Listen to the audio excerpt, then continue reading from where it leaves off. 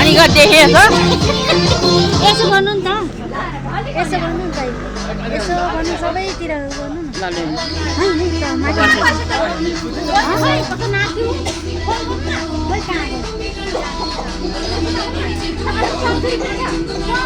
ल जान्न